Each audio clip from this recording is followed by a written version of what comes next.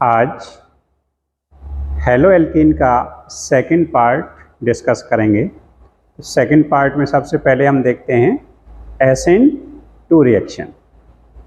SN2 reaction हम देखें, SN2 reaction bimolecular reaction होगी। It means rate depends upon two reactants. Rate nucleophile and alkyl halide दोनों पर depend करेगा। By molecular इसका मतलब है रिएक्शन का रेट दो रिएक्टेंट पर डिपेंड करता है, alkyl halide as well as nucleophile. इस वजह से इसका ऑर्डर 2 हो जाता है। दूसरा स्टेप इसमें आता है अकर्स इन वन स्टेप। ये रिएक्शन एक स्टेप में होगी, occurs in one step. SN2 reaction takes place through transition intermediate reacting species। ये ट्रांजिशन रिएक्टिंग इंटरमीडिएट के जरिए रिएक्शन होती है। जब ट्रांजिशन से होगी तो इसमें जो रिएक्टिविटी हो जाएगी प्राइमरी, सेकेंडरी एंड टर्सरी। तो रिएक्टिविटी का order primary, secondary and tertiary रहेगा। SN2 reaction takes place through back side, therefore dextro change to levo and vice versa। यानी इसमें क्या होगा, डी फॉर्म एल फॉर्म में चेंज हो जाएगा और इसका उल्टा, तो इसको हम वाल्डन इन्वर्जन कहते हैं। तो इसलिए यहाँ पर वाल्डन इन्वर्जन प्रेजेंट होगा। इसमें होगा क्या, ये Cl यहाँ से रिमूव हो जाएगा, के साथ चला जाएगा और ये Cn यहाँ आकर अटैक कर जाएगा। तो यहाँ Cn ऐड हो जाएगा और KCl निकल जाएगा। तो इस तरह से इसमें हम देखें तो इसका मैकेनिज्म देख सकते थे। अगर इसका मैकेनिज्म लिया जाए तो मैकेनिज्म में किस तरह से आप देख सकते हो, मैकेनिज्म यहाँ पर Cl राइट साइड में है इसलिए इसको डी फॉर्म लिया गया है। अगर राइट साइड में है Cl तो डी फॉर्म, यहाँ पर OH लेफ्ट साइड में हो जाएगा इसलिए इसको L फॉर्म ले लिया जाएगा। तो यहाँ क्या होगा, जो रिएक्टिंग स्पीसीज जैसे ही अटैकिंग ग्रुप यहाँ पर आएगा तो यहाँ K पॉजिटिव इससे रिएक्ट करेगा और ये उसी टाइम यहाँ से जाने लगेगा। तो OH ग्रुप यहाँ पर बैक साइड से अटैक करेगा। तो इस तरह से ट्रांजिशन स्टेट इसकी फॉर्म हो जाती है। ट्रांजिशन रिएक्टिंग इंटरमीडिएट स्पेस इसकी रहेगी, ट्रांजिशन रिएक्टिंग इंटरमीडिएट, और ये ट्रांजिशन इंटरमीडिएट चेंज हो जाएगा प्रोडक्ट L फॉर्म। तो इसलिए यहाँ पर D से L वाल्डन इन्वर्जन प्रेजेंट हो जाता है। तो इन रिएक्शंस पे हम देखें अब, तो यहाँ पर मैक्सिमम रिएक्शंस सब्स्टिट्यूशन रिएक्शन होंगी। तो सब्स्टिट्यूशन बाय हाइड्रोक्सिल ग्रुप होता है OH ग्रुप, या formation of alcohol. Hydroxyl group formation of alcohol. हमने एक रिएजेंट पहली वीडियोज में पढ़ा था, aqueous KOH, AgOH, Ag2O moist. जब कभी हैलोजन को रिप्लेस कराना हो हाइड्रोक्सिल ग्रुप के द्वारा तो हम एक्वस KOH ले सकते हैं, AgOH ले सकते हैं, Ag2O मॉइस्ट ले सकते हैं। तो यहाँ पर हम ये रिएजेंट हम पहले पढ़ चुके हैं पहली वीडियोज में। इसका फंक्शन होता है substitution of X by hydroxyl group, alcohol की प्रिपरेशन हो जाएगी। अब यहाँ पर R कुछ भी ले लो, X कोई भी ले लो, जब कभी X को हटाकर OH जोड़ना पड़े तो एक्वस KOH का ध्यान रखोगे। Ag2O मॉइस्ट हो सकता था, AgOH हो सकता था, एक्वस KOH। तो यहाँ से Br हटके OH लग जाएगा। Substitution by alkoxy group formation of ether, यानी ईथर फॉर्म करना है एल्कोक्सी ग्रुप। अब यहाँ पर एक पॉइंट और ध्यान रखना, जब कभी मेटल आए और उसे हेलोजन रिएक्शन में मिल जाए तो तुरंत metal halide react very vigorously and form metal halide. जब तक दूसरा रिएक्टेंट रिएक्शन के लिए रेडी होगा तब तक मेटल और हेलोजन रिएक्शन करके मेटल हैलाइड फॉर्म कर चुके होंगे और वो रिएक्शन कंप्लीट हो जाएगी। तो metal react with halogen, metal react with halogen very vigorously या वेरी फास्ट। इसलिए कहीं भी ऑर्गेनिक में कभी भी कहीं भी आपको मेटल और हेलोजन मिल जाए, तुरंत मेटल हैलाइड रिमूव कर दो, बाकी को कंबाइन कर देना, रिएक्शन कंप्लीट हो जाएगी। रिएक्शन को, इस मैकेनिज्म को विलियमसन सिंथेसिस भी कह दिया जाता है। विलियमसन सिंथेसिस, क्योंकि यहाँ पर ईथर फॉर्म होता है। नेक्स्ट है substitution by carboxyl group, formation of ester. तो वही मेटल हैलाइड तुरंत फॉर्म हो जाएगा, मेटल हेलोजन रिमूव होगा, फॉर्म हो जाएगा। नेक्स्ट इसमें देखते हैं substitution by CN, NC, NO2, NR। तो इस तरह से किसी भी ग्रुप के द्वारा सब्स्टिट्यूशन कराया जा सकता है। यहाँ metal halide, metal halide, metal halide, इस तरह से ये रिमूव हो जाएंगे। लेकिन यहाँ पर अब एक पॉइंट ध्यान रखना, एस ब्लॉक एलिमेंट के केस में ये आयनिक कंपाउंड्स होते हैं, तो इसका अटैकिंग साइट होता है नेगेटिवली चार्ज कार्बन। जब KCN आएगा, KCN में ये अटैकिंग साइट होगी, KNO2 आएगा तो ऑक्सीजन नेगेटिव, यानी इस तरह से, या ONO, तो ये अटैकिंग साइट इनकी होती हैं। इसलिए हमेशा CN या ONO से जुड़ते हैं in case of S block element, क्योंकि ये आयनिक स्पीसीज है।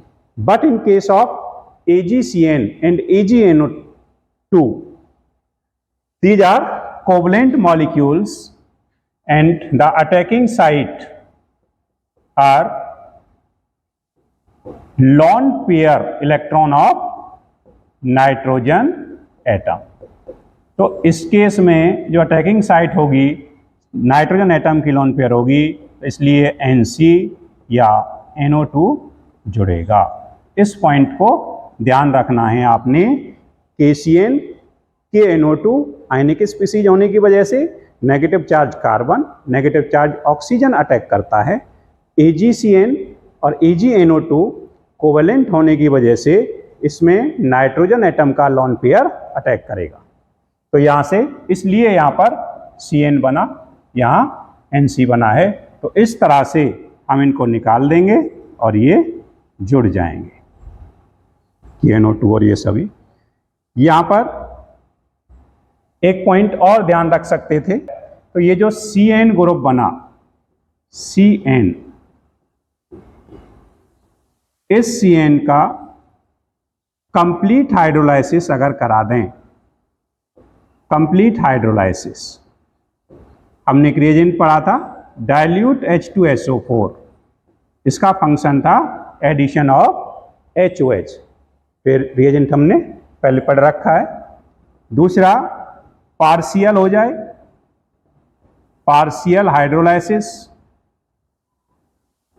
Concentrate HCl।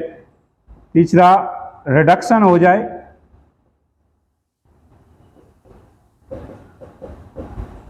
तो जब कंप्लीट हाइड्रोलाइसिस होगा इसके 3 के 3 बॉन्ड टूटेंगे और यहाँ पर 3 OH लग जाएंगे।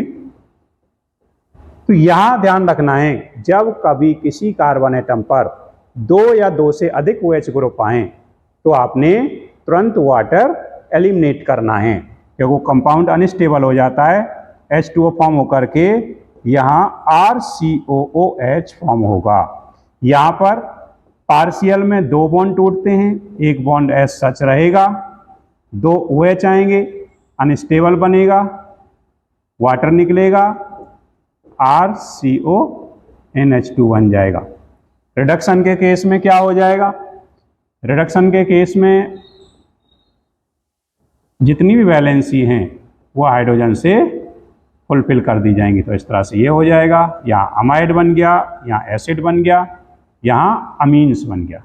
तो इस तरह से ये कन्वर्जेंस में आपकी हेल्प कर सकता है। Next, substitution by amino group. NH2 group यहाँ सब्स्टिट्यूट हो जाएगा।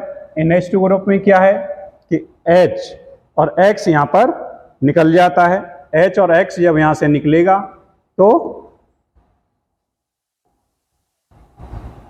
प्राइमरी अमीन बन जाएगा। लेकिन when haloalkanes is in excess, one or both or all the hydrogen of amino are replaced to form primary, secondary, tertiary, I mean even quaternary ammonium salt। Tertiary amine के बाद फिर भी हम नहीं मानते हैं तो क्वाटरनरी अमोनियम सॉल्ट फॉर्म हो जाता है। यदि हमने यहाँ पर एल्काइल हैलाइड को या हेलो एल्केन को एक्सिस में ले लिया तो अमीन्स के सारे हाइड्रोजन रिप्लेस हो जाएंगे। तो वहाँ primary, secondary, tertiary and finally quaternary ammonium salt form हो जाएगा। इस रिएक्शन को हम हॉफमान अमोनोलाइसिस रिएक्शन के नाम से भी एक्सप्लेन करते हैं। तो एक हॉफमान अमोनोलाइसिस रिएक्शन ये कहलाती है। तो यहाँ से निकला प्राइमरी अमीन बन गया, फिर से निकलेगा H, सेकेंडरी अमीन बन जाएगा, फिर और एक H निकल जाएगा, टर्सरी अमीन बन गया। अब इसके पास अगर H ना हो तो ये फाइनल यहाँ पर आकर के quaternary tetra methyl ammonium bromide, quaternary ammonium salt या क्वाटरनरी सॉल्ट फॉर्म हो जाता है। इस रिएक्शन को हॉफमान अमोनोलाइसिस रिएक्शन कहते हैं। नेक्स्ट देखते हैं, substitution by alkyl group, formation of alkynes. फिर वही मेटल हेलोजन, जब कभी मेटल और हेलोजन आए तुरंत मेटल हैलाइड आपने बाहर करना है। मेटल हैलाइड, मेटल हैलाइड निकालने के बाद बाकी जोड़ देंगे। तो यहाँ भी ये भी तुम्हें हेल्प करता है, कन्वर्जेंस में भी हेल्प करेगा। यहाँ पर क्वेश्चन दिया जा सकता है, कन्वर्ट इथाइल क्लोराइड या एल्काइल हैलाइड into 1 ब्यूटाइन या फिर 1 एल्काइन। तो यहाँ पे तुमने क्या करना है, कुछ नहीं, बड़ा सिंपल सा क्वेश्चन है। CH3 CH2 Cl, तो यहाँ पर सोडियम एसिटलाइड, इससे रिएक्ट करेंगे तो ये तुरंत मेटल हैलाइड फॉर्म हो जाएगा। तो यहाँ निकल जाएगा NaCl, तो ये फॉर्म हो जाएगा CH2C ट्रिपल बॉन्ड, तो ये 1 ब्यूटाइन फॉर्म हो जाएगा। तो इस तरह से कन्वर्ट हम कर सकते थे। बाकी सब्स्टिट्यूशन बाय हाइड्रोजन सल्फाइड, वही मेटल हैलाइड निकल जाएगा। मरकैप्टाइड ग्रुप या फॉर्मेशन ऑफ थायोईथर, फिर से वही मेटल हैलाइड निकल जाएगा। तो इस तरह से हम इन रिएक्शंस को कर सकते हैं। एलिमिनेशन रिएक्शन या डिहाइड्रो हेलोजिनेशन रिएक्शन। एलिमिनेशन में क्या होगा, अब यहाँ पर एलिमिनेशन रिएक्शन कौन सी होती हैं, जिन रिएक्शंस में वन रिएक्टेंट कन्वर्ट इनटू 2 और मोर प्रोडक्ट्स, उन्हें हम एलिमिनेशन रिएक्शंस कहते हैं। तो यहाँ पर when haloalkanes with beta hydrogen atom are boiled with alcoholic solution, अब पोटासियम हाइड्रोक्साइड, अब यहाँ एल्कोहलिक QH, फिर से एक रिएजेंट हमने पढ़ा था एल्कोहलिक QH। एल्कोहलिक QH का फंक्शन था removal of HX but in the form of KX plus water. तो ये डिहाइड्रो हेलोजिनेशन कराता है ये रिएजेंट। तो डिहाइड्रो हेलोजिनेशन यानी ये इस तरह से निकलेगा, तो निकल के बी आर को लेके चला जाएगा, के बी आर बन जाएगा OH, एंड ये इस तरह से इथीन फॉर्म हो जाती है। इसमें रूल आएगा Saytzeff rule. Saytzeff rule, Saytzeff rule क्या कहता है कि elimination takes place in such a way that the most stable और सिमेट्रिकल और highly alkylated alkenes form at priorly. क्या होगा कि वो एल्कीन फॉर्म होगी जो सिमेट्रिकल हो या हाईली एल्काइलेटेड हो या फिर जो मोस्ट स्टेबल हो, उसको एज ए मेजर प्रोडक्ट हम फॉर्म करेंगे। ये सेट-जेफ रूल कहता है। तो ये है, in case of haloalkane can eliminate hydrogen halide in 2 different way. यदि हाइड्रोजन हैलाइड 2 वे से निकल सकता हो तो हम उस वे को प्रायोरली लेंगे या प्रायोरिटी पर रखेंगे जिसमें सिमेट्रिकल एल्कीन फॉर्म होती है या मोर एल्काइलेटेड एल्कीन फॉर्म होती है। तो वही यहाँ पर किया है, alkene that alkene will be preferred in which carbon atom joined by double bond are maximum alkylated, contains largest number of alkyl group, this is called Saytzeff rule. तो इसका एग्जाम्पल अगर हम देखें तो एग्जाम्पल में हम देखेंगे तो यहाँ पर 2 तरीके से ये एलिमिनेट हो सकता था। भाई यहाँ से HBr यहाँ से भी जा सकता है और यहाँ से भी जा सकता है। जब यहाँ से जाएगा तो ये 80% यानी मेजर प्रोडक्ट फॉर्म होगा। जब यहाँ से जाएगा 20% माइनर प्रोडक्ट फॉर्म होगा, तो मेजर प्रोडक्ट को स्टेबल माना जाता है। ये सेट-जेफ कहता है। अब यहाँ पर अगर हम बल्कि एल्कोहल या बल्कि एल्कोहलिक ग्रुप ले लेते हैं तो उस केस में हॉफमैन एलिमिनेशन हो जाता है, और Hofmann elimination opposite of Saytzeff rule. तो ये ध्यान रखना है, अगर बल्कि एल्कोहलिक KOH आ जाए या बल्कि एल्कोहल आ जाए तो हमने हॉफमैन एलिमिनेशन लगाना है, वहाँ पर सेट-जेफ का रिवर्स हो जाता है। तो नेक्स्ट देखें, ईज ऑफ डिहाइड्रोहेलोजिनेशन। जितना स्टेबल एल्कीन होगा उतना ही ज़्यादा आसानी से एल्कीन फॉर्म होता चला जाएगा। तो ये होता है due to hyperconjugation effect. तो यहाँ पर हाइपर कॉन्जुगेशन स्ट्रक्चर ज़्यादा बन जाते हैं, यहाँ पर लीस्ट बनते हैं, इसलिए ये आसानी से फॉर्म हो जाती है। The more stable the alkene faster is it form. अगला, reactivity of haloalkane towards elimination reaction, that is ease of dehydrohalogenation. तो इसका जो ऑर्डर रहता है वो ऑर्डर रहता है 3 डिग्री, 2 डिग्री, 1 डिग्री। इसका ऑर्डर हो जाएगा 3 डिग्री, क्योंकि यहाँ कार्बोकैटायन फॉर्म बनेगा तो यहाँ 3 डिग्री हो जाएगा, यहाँ 2 डिग्री हो जाएगा, यहाँ 1 डिग्री हो जाएगा, इसलिए ये मोस्ट हो जाएगा, ये लीस्ट हो जाएगा। तो tertiary, secondary and primary alkyl halide यहाँ पर एलिमिनेट हो जाता है। नेक्स्ट हम देखते हैं, नेक्स्ट इसमें क्या हो जाएगा, reaction with active metal. Active metal Grignard reagent formation, यानी जब alkyl halide when a solution of an alkyl halide at dry ether is treated with magnesium, an alkyl magnesium halide is form, this is called Grignard reagent. जब हम RX alkyl halide को metal से react कराएंगे तो RMgX form हो जाएगा, से Grignard reagent कहते हैं। तो इस तरह से ग्रिग्नार्ड रिएजेंट की प्रिपरेशन यहाँ से हम कर सकते हैं। Action with active sodium metal, इसको हम वुर्ज रिएक्शन के नाम से जानते हैं। यहाँ पर अगर हम देखें वुर्ज रिएक्शन, तो वुर्ज रिएक्शन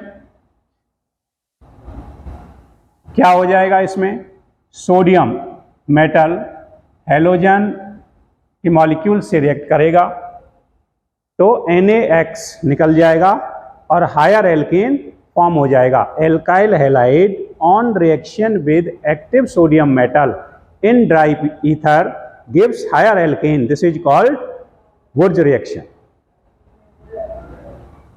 इस तरह से ये रिमूव हो जाएगा, हायर एल्केन फॉर्म हो जाता है,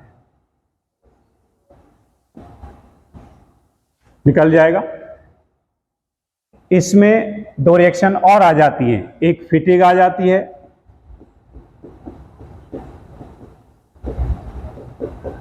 और एक वुर्ज फिटिग।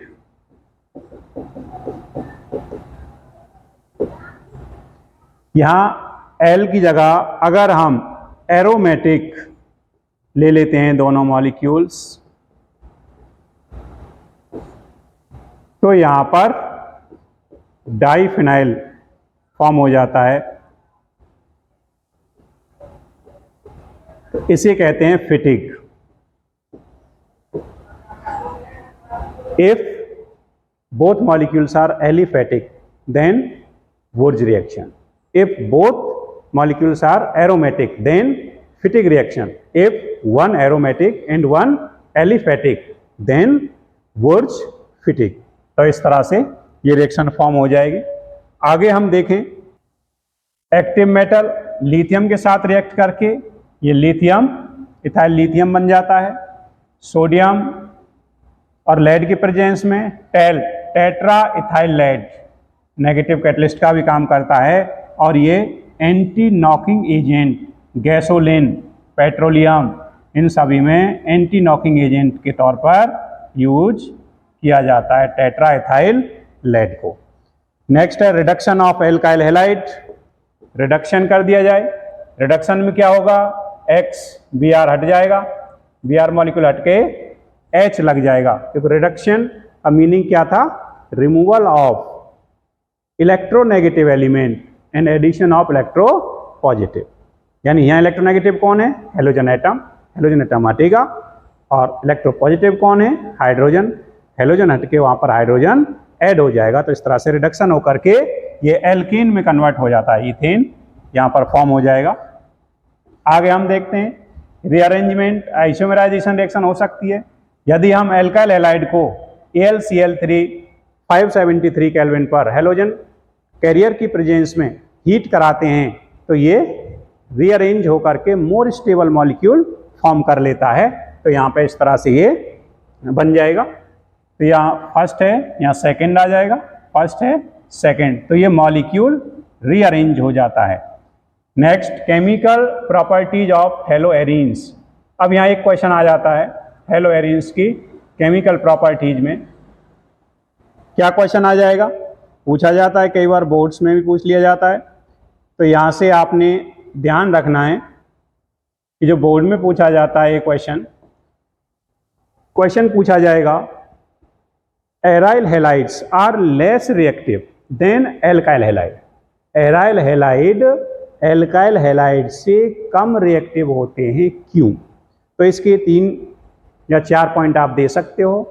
पहला, इसमें रेजोनेंस हो जाता है एराइल हैलाइड में, जिसकी वजह से कार्बन और हेलोजन के बीच में डबल बॉन्ड करैक्टर आ जाएगा और उसे तोड़ना टिपिकल हो जाएगा, इसलिए लेस रिएक्टिव होता है। या फिर जो बेंजीन रिंग है, एरीन रिंग है, वो बल्की ग्रुप हो जाएगा, इस वजह से रिपेल करेगा अटैकिंग स्पीसीज को। हाइब्रिडाइजेशन स्टेट का दे सकते हो, हाइब्रिडाइजेशन स्टेट चेंज होता रहता है, sp2 से sp3 होता रहता है।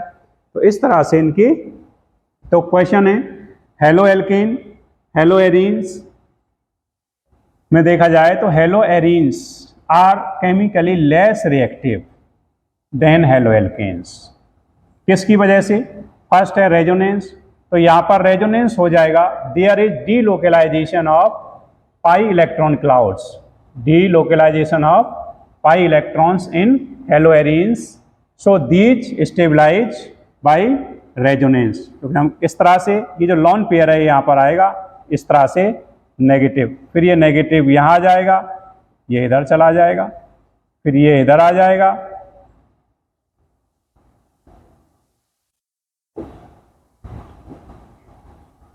ये यहाँ पर चला जाएगा, इस तरह से ये चलता रहेगा और फाइनली ये फिर यहाँ आकर मॉलिक्यूल वापस चला जाता है इसके पास, इस तरह से ये फॉर्म हो जाता है।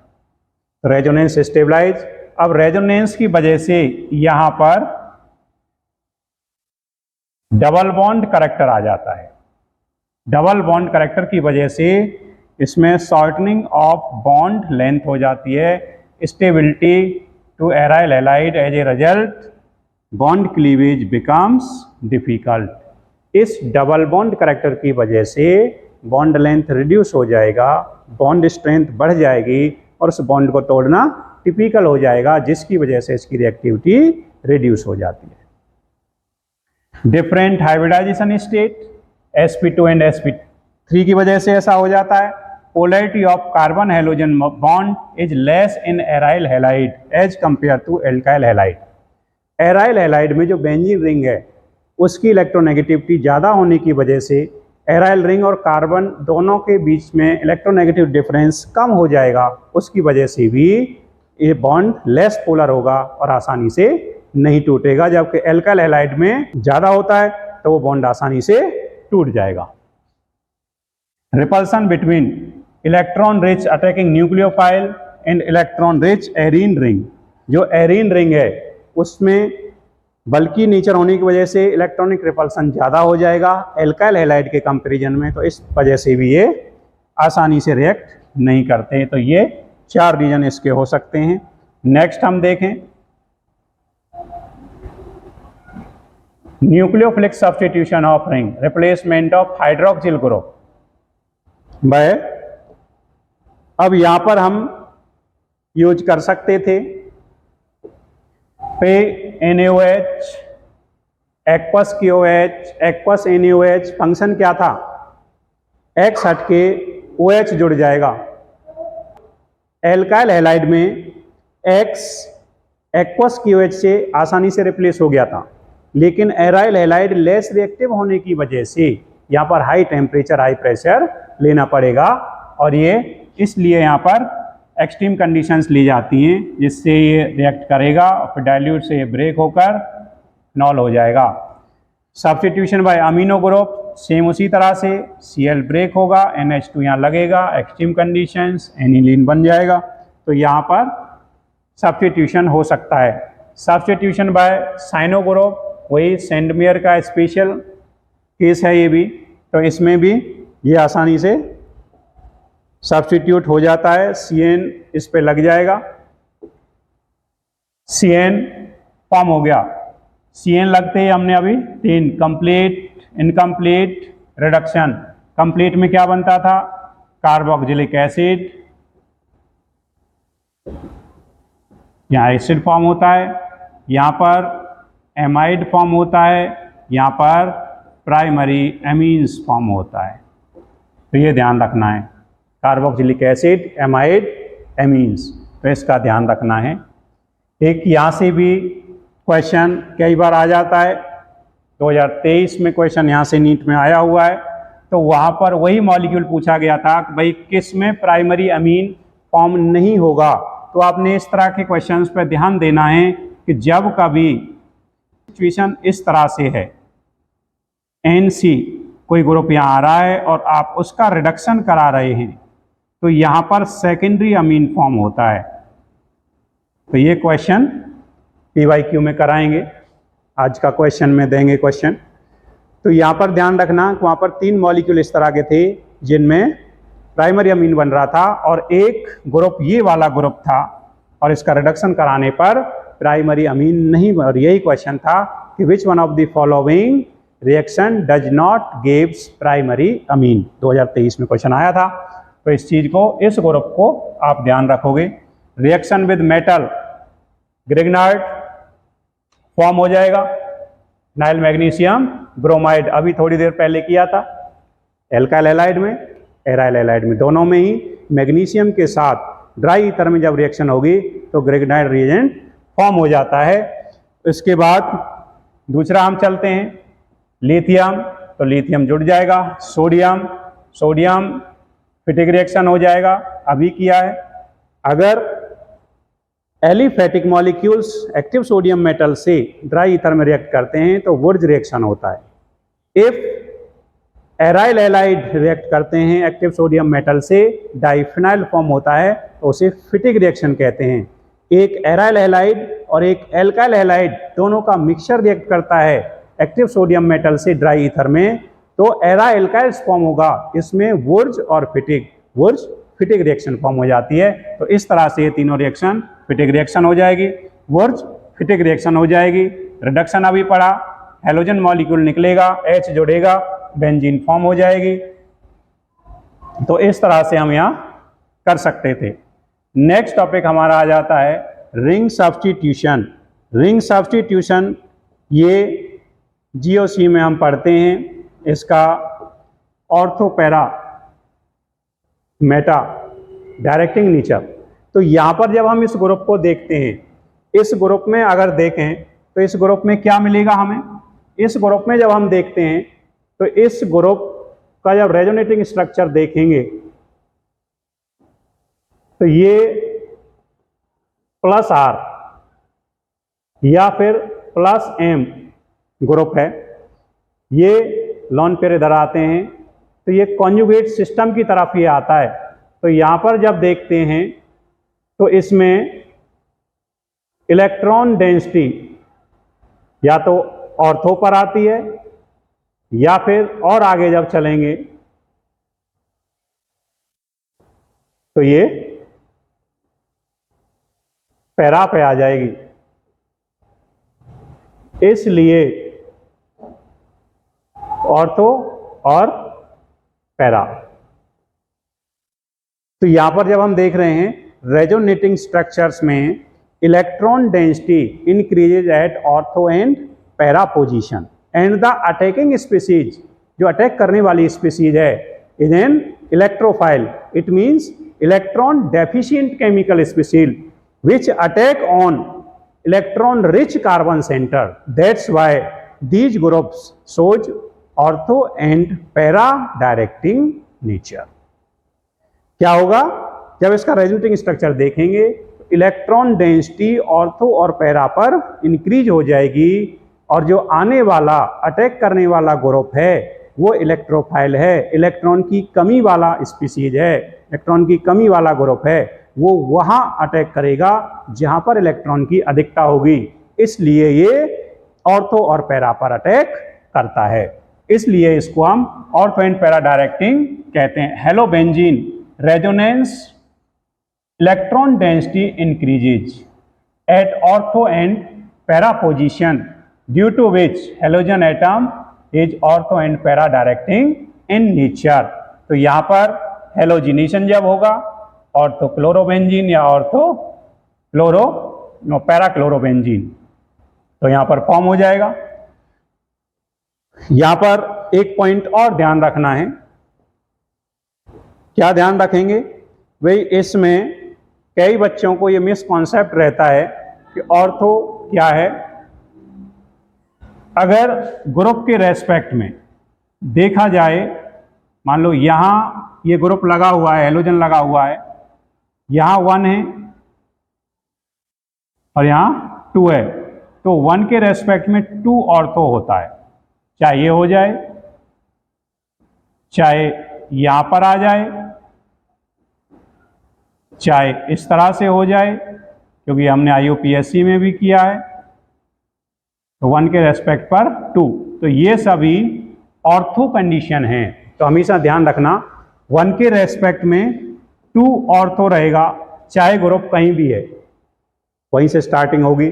1 के रेस्पेक्ट में 3 मेटा रहता है और 1 के रेस्पेक्ट में 4 पैरा रहता है। इस पॉइंट को भी ध्यान रखेंगे। तो यहाँ पर ऑर्थो क्लोरो बेंजीन इस तरह से ये फॉर्म हो जाएगा। तो यहाँ पर Cl लग जाएगा पैरा में, यहाँ पर लग जाएगा। नाइट्रेशन में NO2 लग जाएगा, या मैं पैरा पे लग जाएगा। सल्फोनेशन में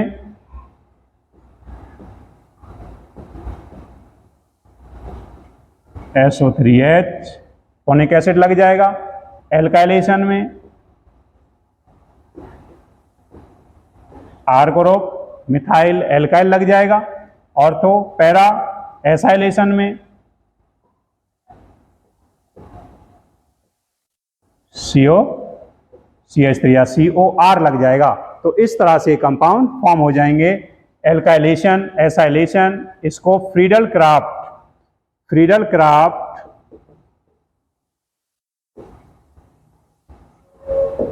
रिएक्शन के नाम से भी जानते हैं। Friedel craft alkylation, Friedel Crafts acylation.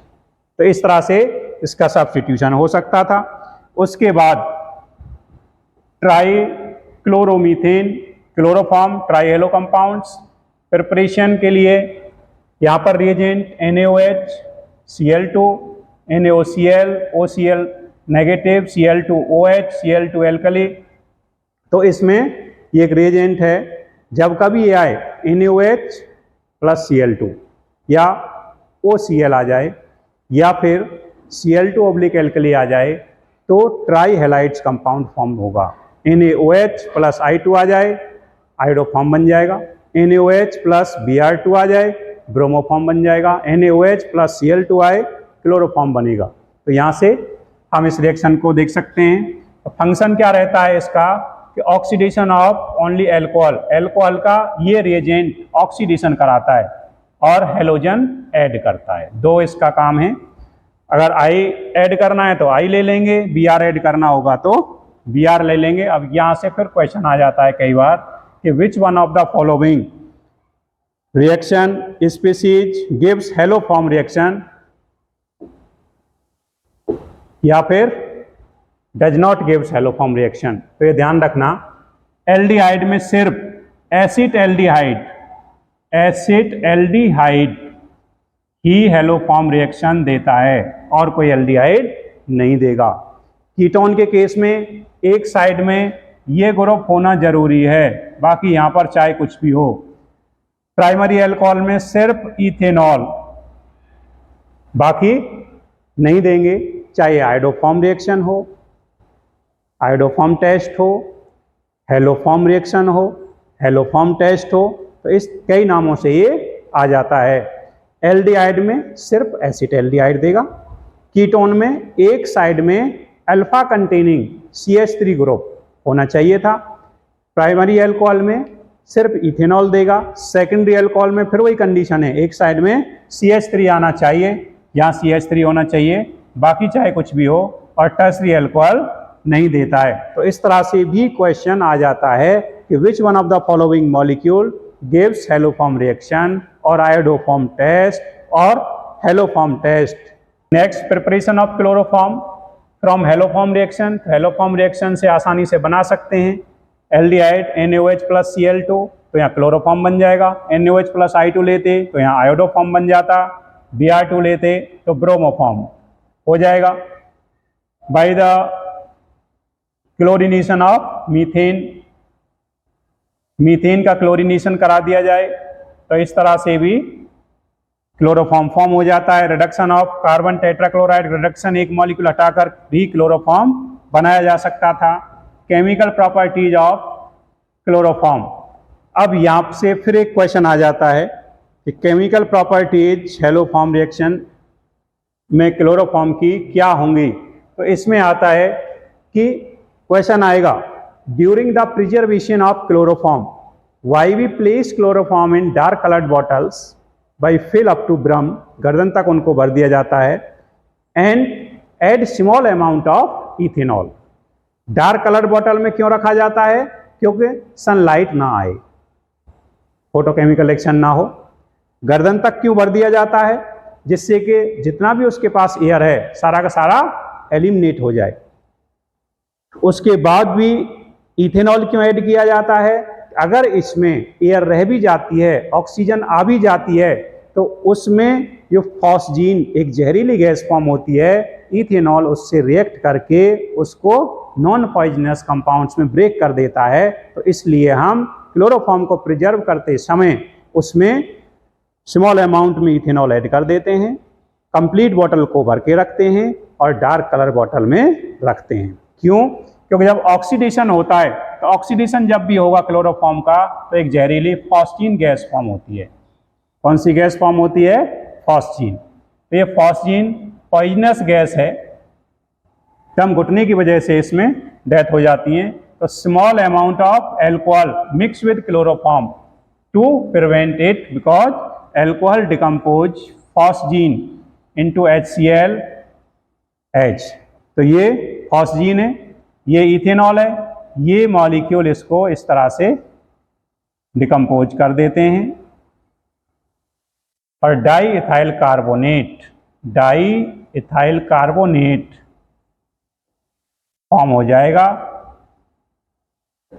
और इसका जो पॉइजनस नेचर है फॉस्जीन का वो ब्रेक हो जाता है and CHCl stored in dark coloured bottles completely filled up to ब्रम।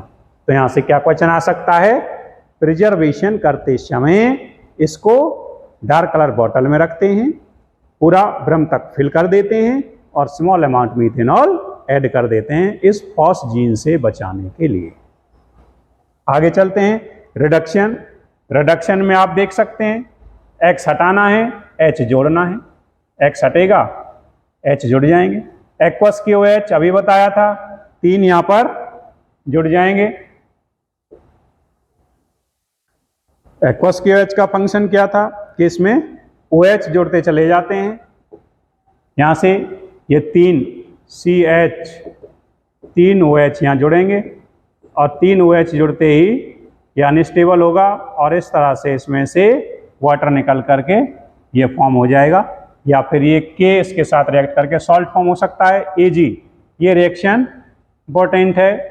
Metal dust zinc dust एक रिएजेंट हम पढ़ते हैं, तो ये आया हुआ क्वेश्चन है, PYQ है ये नीट का, कि जब ये रिएक्शन इस तरह से आती है CH और यहाँ 3 Cl होंगे तो ये यहाँ से ब्रेक होगा, इसके 2 मॉलिक्यूल और Ag के 6 मॉलिक्यूल तो मिल करके इस तरह से एसिटिलीन फॉर्म करते हैं। तो ये ध्यान रखना है, यहाँ से ये भी क्वेश्चन आ जाता है, आया हुआ PYQ है ये प्रीवियस ईयर्स का। और भी क्वेश्चन यहाँ से आ जाता है कि यदि इस तरह से कई बार Cl2 और यहाँ जिंक डस्ट आ जाए तो यहाँ ध्यान रखना है, इसको डबल करना होता है, इसको डबल करके और इस मॉलिक्यूल को इस तरह से जोड़ना होता है। तो ये ध्यान रखना है, ये दोनों क्वेश्चन पूछ लिए जाते हैं। सिल्वर डस्ट एसिटिलीन फॉर्म हो जाएगा, zinc dust higher alkene form हो जाएगा। तो यहाँ से कर सकते थे क्लोरोफॉर्म एसीटोन, तो यहाँ से क्लोरीटोन बन जाता है, ये जुड़ जाएगा। इस तरह से इसकी रिएक्शन क्लोरोफॉर्म की हो जाती है। कार्बाइड अमीन रिएक्शन आइसोसाइनाइड टेस्ट, तो जब कभी प्राइमरी अमीन क्लोरोफॉर्म के साथ रिएक्ट करता है तो RNC फॉर्म हो जाता है, आइसोसाइनाइड फॉर्म होता है, इसे हम आइसोसाइनाइड टेस्ट या कार्बाइल अमीन रिएक्शन कहते हैं। कार्बाइल अमीन रिएक्शन ये यहाँ से फॉर्म हो जाएगा। इसमें होगा क्या, रिएक्टिंग स्पीसीज क्लोरोकार्बीन, फिर ये क्वेश्चन पूछ लिया जाता है कि कार्बाइड अमीन में रिएक्टिंग इंटरमीडिएट स्पीसीज क्या होगा, तो ये होता है क्लोरोकार्बीन, ध्यान रखना है क्लोरोकार्बीन। दूसरा, ये क्लोरोकार्बीन फिर इसके लोन पेयर पर यहाँ अटैक करता है, जब ये अटैक करेगा तो ये मॉलिक्यूल इस तरह से जुड़ जाएगा, ऐसे देख सकते हैं, या फिर हम इसको इस तरह से ये जुड़ेंगे C, और जो ये Cl हैं ये फिर इस तरह से यहाँ से निकल करके जाते हैं। तो जब यहाँ पर ये फॉर्म होगा तो इस तरह से ये ब्रेक हो करके NC आइसोसाइनाइड ग्रुप यहाँ पर फॉर्म होता है। तो इसको हम कहते हैं कार्बाइल अमीन रिएक्शन आइसोसाइनाइड टेस्ट। रिएक्शन पूछी जाती है, इंपॉर्टेंट है। RT रिएक्शन, रीमर-टीमन रिएक्शन, या फिर पूछा जाता है यहाँ पर भी रिएक्टिंग इंटरमीडिएट रिएक्टिंग स्पीसीज क्लोरोकार्बीन होता है, तो ये रिएक्टिंग इंटरमीडिएट का क्वेश्चन पूछा जा सकता है। रीमर-टीमन रिएक्शन है या कार्बाइल अमीन रिएक्शन है, दोनों के केस में रिएक्टिंग इंटरमीडिएट स्पीसीज क्लोरोकार्बीन रहता है।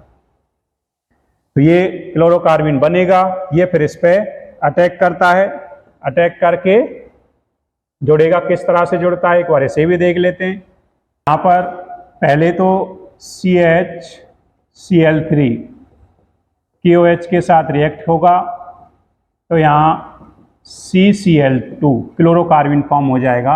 ये क्लोरोकार्बन जाकर के बेंजीन रिंग पर अटैक करता है।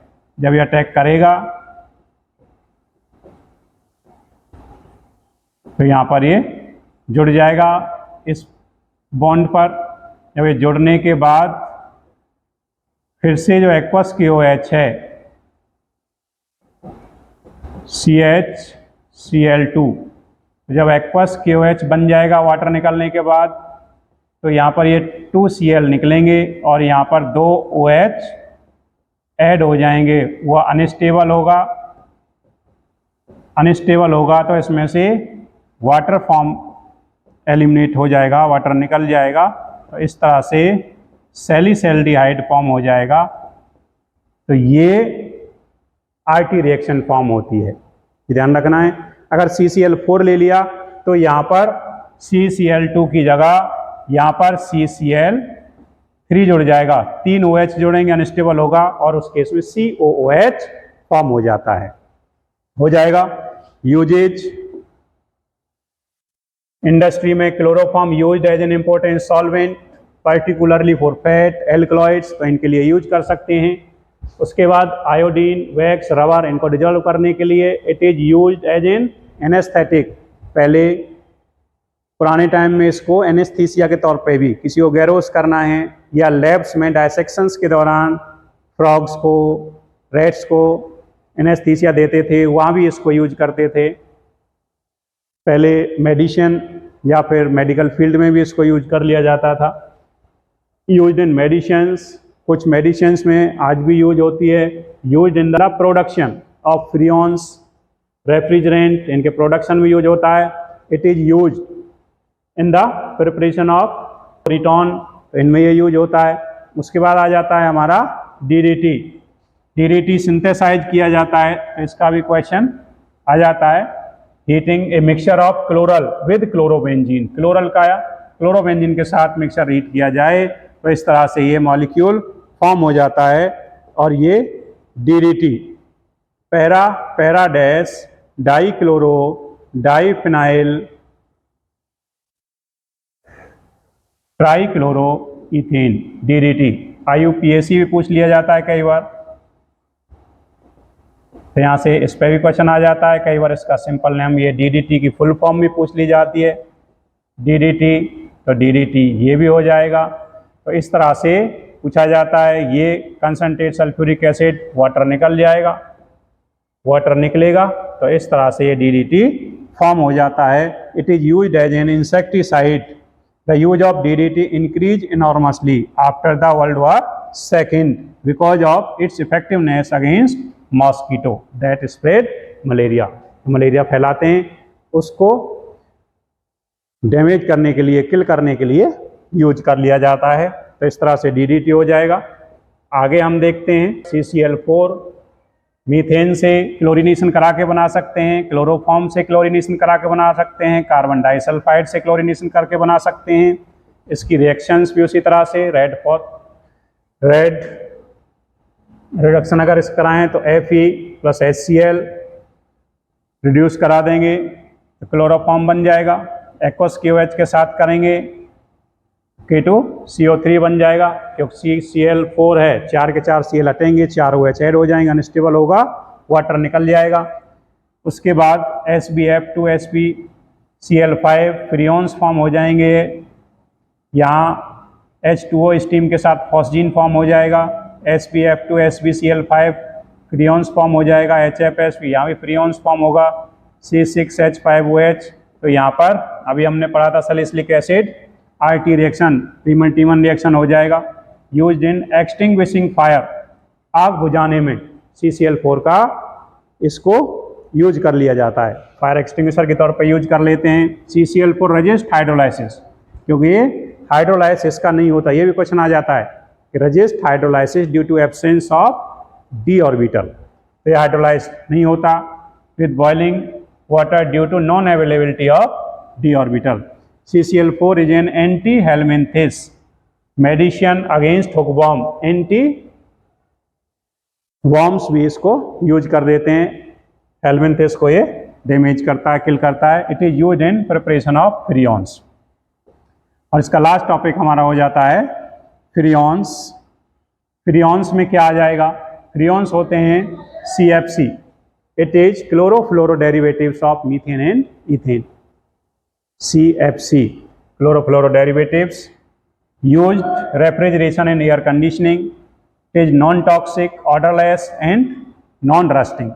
प्रिपरेशन अभी हमने देखा था, CCl4 को HF HBl ये बन जाएगा, C2Cl6 Cl2 Cl5HF ये फॉर्म हो जाएंगे। These have also been used extensively as propellants for aerosol as form to spray out deodorants, dry cleaners। तो इस तरह से हम कर सकते थे। यहाँ से एक क्वेश्चन आता है कि इनका जो नेमिंग होता है, फ्रियॉन्स का जो नेमिंग किया जाता है, यहाँ से PYQ आया हुआ है। तो यहाँ से जो क्वेश्चन आता है, किस तरह से ये क्वेश्चन आएगा उसे एक बार हम देख लेते हैं कि यहाँ पर कार्बन, हाइड्रोजन और फ्लोरीन। कार्बन में -1 करना है आप लोगों ने अपनी तरफ से, हाइड्रोजन में +1 करना होता है और इसको सेम रखना होता है। तो ये जो नेमिंग इसकी ये आ रही है, ये नेमिंग यहाँ से क्वेश्चन आया हुआ है प्रीवियस ईयर्स में। तो किस तरह से करते हैं? कार्बन यहाँ पर कितना है? 1 माइनस कर देंगे तो कितना हो जाएगा? 0। हाइड्रोजन नहीं है इसलिए 1, फ्लोरीन 1 है, 0 1। कार्बन 0, हाइड्रोजन 1, फ्लोरीन 2, 1 2 हो जाएगा। अब यहाँ कार्बन 2 हैं, 1 माइनस किया 1 आ गया, हाइड्रोजन 1 ही रहेगा, हाइड्रोजन हमेशा 1 रहेगा। फ्लोरीन 1 है तो 1 रख दिया, 1 1 2 1 1 3। तो इस तरह से इसकी नेमिंग यहाँ से तुमने करनी है। कार्बन में से 1 माइनस करना है, हाइड्रोजन में 1 प्लस करना है और फ्लोरीन को सेम रखना है। इस तरह से आप हेलो एल्केन, हेलो एरीन्स को ग्रिप कर सकते हो। इसमें अगर आपने रिएजेंट्स और ये देखना है तो आप प्रीवियस वीडियोज पर जाकर के वहाँ से देख सकते हैं। Thank you.